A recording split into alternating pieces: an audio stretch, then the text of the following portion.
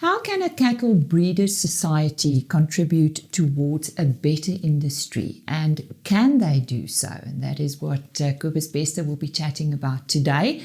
Kobus, you are from the Simbra, Southern African Cattle Breeders Association. I think we all know you by now. How relevant is a society such as Simbra SA in this day and age? First of all, I think it is important that we take into account the fact that societies are first of all established in terms of the Act on Animal Improvement, with basically two main focus areas.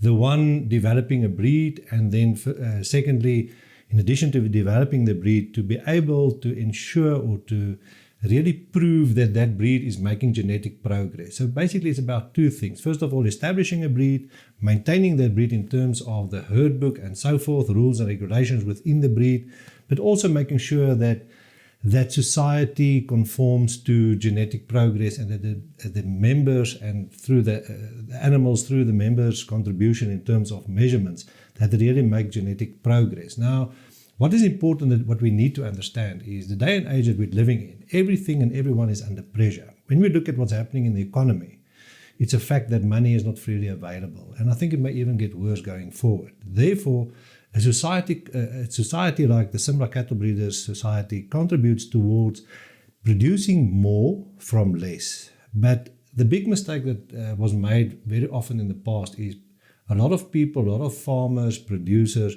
were focused on going for turnover, whereas nowadays the focus has shifted. We have to be profitable. We need to make sure that we utilize natural resources as good as possible so that we can really make a difference, really make an impact.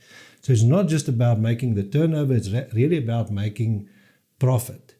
And then also you need to take into consideration a whole lot of other factors. For example, the needs of your client, the consumer. Has the animals been treated fairly, humanely, all the way? Things like that.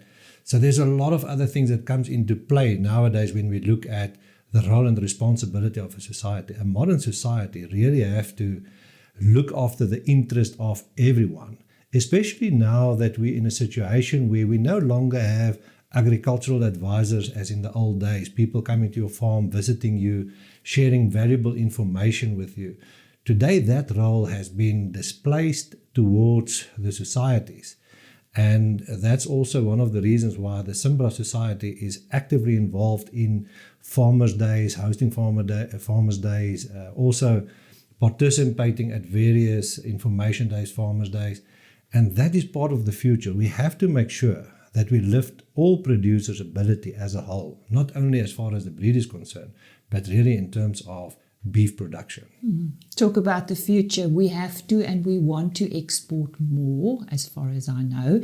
So in what way can society contribute? I think what is important is that we need to understand that the current economical situation means that we're not going to be able to sell everything that we produce within South Africa to the local market. So that is first thing that we have to accept, that we have to understand it. Therefore, we have to really move towards greater exports. Now, when we look at greater exports, a number of things become important. First of all, we can no longer just export commodity beef. South Africans are not just producing commodity beef, although under the current classification system, that is exactly where we are. We are seen as producers of cheap commodity beef elsewhere in the world, and we need to change that. Therefore, first of all, we need to put in place a traceability system, and it's important that we understand the value and the role that a traceability system is going to contribute, first of all.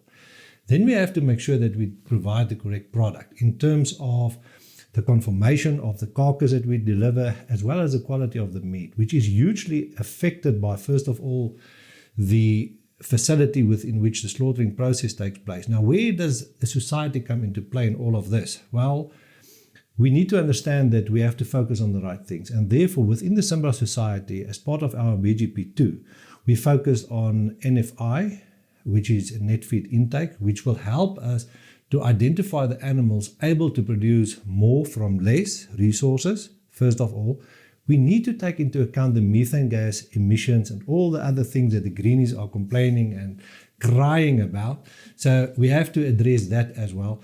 And then critically important is the carcass quality. What we mean by carcass quality is it's twofold. It's not just about the meat itself, it's about the yield on the carcass. In South Africa, traditionally, we unfortunately in a position whereby around 7 to maybe 10% of the carcass is utilized as high-value cuts. And that is one of the first mistakes that we make. We can definitely, by just exploring a little bit more on how do we utilize a carcass better. If I look at the amount of money, not just money, amount of cuts, proper high-value cuts that we can remove from the front quarter, for example, there's huge potential there. So we really have to up our game in a number of instances. And what our society is also doing is, as part of the BGP2, we're doing a lot of recordings on carcass quality. We take pH readings, which is very important for us to see how the meat go from muscle to meat. We're looking at the yield of the carcass. All of those are things that really contribute towards a better product being able to really earn money elsewhere in the world. And a lot of people are concerned about, what about the local market? Will we be able to supply enough? Yes, for sure, we will be able to supply enough. The fact is, through improvement, genetic improvement, and better utilization of resources, we've managed to produce more from less. And that is part of the key. But crucially important, like I've already mentioned, let's not just base everything on turnover. Let's make sure that we get to profit levels, sufficient proper profit levels. We need to be able to export quality beef to the relevant, to the correct markets that have the ability to pay more for that beef. Last year in South Africa, we've exported in the region of 38,000 tons of beef. And we really need to see that benefit comes through to the producers as well. Now, the problem is a lot of people say, no, we don't want to we don't believe it, we can't really see the difference. But can you imagine what it would have been like if we had that additional 38,000 tons in the local market? What should this product look like? First of all, we have to make sure that the product is produced humanely and safely. So that is a non-negotiable. Therefore, traceability is absolutely crucial. Now, what a lot of people don't understand and don't realize is that as soon as you have a good look at traceability, a lot of people think that an IT guy or two with a couple of computers, a couple of scanners, can set up a traceability system. Unfortunately, that's not how it works. If you want to be a role player within the international market, the government of the day have to sign off on the traceability status. Therefore, first of all, we have to put something in place that addresses that. We have to reconsider things like how humanely are our animals or the beef produced. There are things like, for example, pollness comes into play. People don't want to hear about animals being dehorned. They see it as cruel. Therefore, by doing like what we do in our BGP2 program, we do a lot of genotyping. We can identify homozygous polled animals, things like that. So a society has a huge role even to play in that regard. So it's important that we understand. We have to aim at specifics, and we have to strategize within the society to get to that and make the public or the rest of the beef industry aware of these possibilities and make sure that they really utilize it, that they understand what would the benefits of things like this be. For example, also like your calpains, all the different genes that influences meat tenderness, all of that comes into play. And we're already doing some research on that. We're also making sure that we get the genetic profile of animals that conform to a better eating experience at the end of the day. But we have to make sure that it's humanely produced, it's got to be safe for human consumption, and then also it's got to be satisfactory. And the challenge that we have is, especially within the current classification system, to produce it profitable. Let's talk about the farmer on the farm, the practices that they should implement to actually, at the end of the day, realize this ideal that you want. One of the most important things that they should consider is start with something as basic as proper record keeping. At the moment, as we speak, there are a number of weaner calves being imported from our neighboring countries. I've approached some of the feedlots doing those imports, and one of the things that they tell me is that, first of all, South African producers are a little bit hesitant to provide information. Information in terms of inoculation programs, information with regards to how the animal has been treated.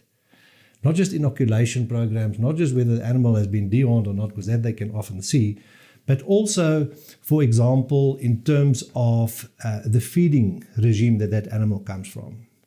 And there are a number of stuff that people feed in South Africa that are not really supposed to become animal feed. And those are some of the issues that we have and that is hampering our own industry. Therefore, we've allowed the local feedlots the opportunity to find other sources of weaner calves. It's small things like that, proper record keeping. When did you do what to the animal in terms of your health management, feeding management, things like that. Just by changing your attitude, record what is required, record what is necessary to make sure that you can at least, whenever you complete the traceability questionnaire on the animals, have proper data. And if the person does not want an animal that's been treated with hormones or fed something that's not very favorable, conceived elsewhere in the world, that the people or the person, the feedlot who buys it from you, that they are aware of it. By going about in that way, you will open new markets for yourself and for your business. Kobus, if you can very briefly, what other role players contribute towards the success of the export market? I think what is important is that we need to take hands with the RMIS. Red Meat Industry Services is there to provide a service to the industry. Often people refer to them as not yet trustworthy, they have to prove themselves. Those people there, that organization is there to serve the industry. They assist in finding the export market, getting things put into place.